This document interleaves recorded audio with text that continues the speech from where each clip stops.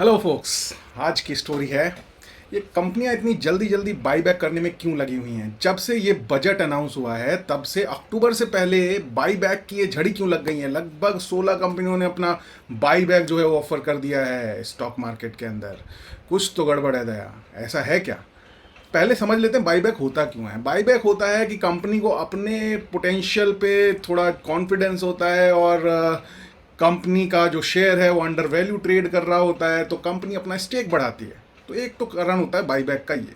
दूसरा ये होता है कि जो एग्जिस्टिंग शेयर होल्डर्स हैं उनको बेनिफिट करने के लिए कुछ डिस्काउंट रेट पे कंपनी जो है उनको बाईबैक ऑफर करती है, जिससे कि मार्केट रेट का एक फ़ायदा जो है शेयर होल्डर्स को हो पाए। तो अल्टीमेटली ये एक पॉजिटिव क्राइटेरिया में काउंट किया जाने वाला अफेयर है स्टॉक मार्केट का। लेकिन अभी अक्टूबर से पहले सारी कंपनियों में झड़ी लग गई है बाईबैक ऑफर करने की। और ये रीज़न क्या है इसके पीछे वो हम पहले थोड़ा सा आपको बता देते हैं। हालांकि रिलेटेड स्लाइड्स आपके पास नीचे ये सामने दिखाई दे रही हैं। बाईबैक में होता ये है कि कंपनी को जो भी टैक्स लाइबिलिटी है कंपनी को ओल्ड रेजिम के हिसाब से कंपनी को बियर करना पड़ता था 23% का, लेकिन अब वो बर्डन आने वाला है इन्वेस्टर्स के ऊपर, जिसका जिस तरीके का स्लैब होगा 15% या 35% का, उस स्लैब के हिसाब से उसको टैक्स जो है पे करना पड़ेगा। तो कंपनीज नहीं चाहती हैं कि भाई हमारे जो है लॉयल शेयर होल्डर्स के ऊपर ये लाइबिलिटी जाए, तो इस वजह से वो अक्टूबर से पहले पहले सारा का सारा बाईबैक करने की कोशिश कर रही हैं।